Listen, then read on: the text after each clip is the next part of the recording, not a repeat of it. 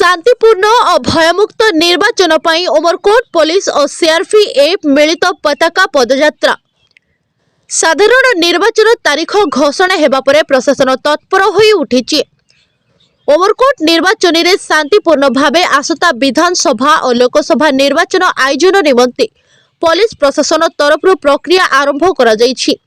Nabarangpur SP Rohit Verma निर्देश पर Umarkot police SDP और नेतृत्व और सीआरपीएफ जवान को मिलित आनुकूल्य रे स्थानीय पौरपालिका और ब्लॉक सदर समस्त अंचल रे फ्लैग मार्च करा जायछि।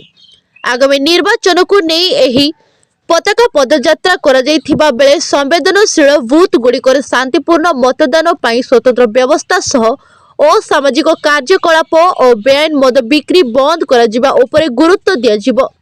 एथिसह विभिन्न प्रकार अपराध निर्वाचनी हिंसा उपरे पुलिस रो नजर रहिबो बोली उमरकोट एसडीपीओ मधुसिक्ता मिश्र प्रकाश करिसंती। एसडीपीओ मधुसिक्ता मिश्रंको सह आईआईसी डमरुधर प्रधान और सीआरपीएफ सेना नायक अजय कुमार को समेत उमरकोट तहसीलदार मेघवान बाग, वीडियो उमरकोट प्रीतिरंजन रथ, सब इंस्पेक्टर शिवजी पंडा, अक्षय मिश्र, पीके मिश्र, सौमेन्द्र सेठ, थानार पुलिस कर्मचारी, 2 प्लाटून सीआरपीएफ जवान और गोटे प्लाटून आईआरबी जवान एही फ्लैग मार्च रे जोग देथिले।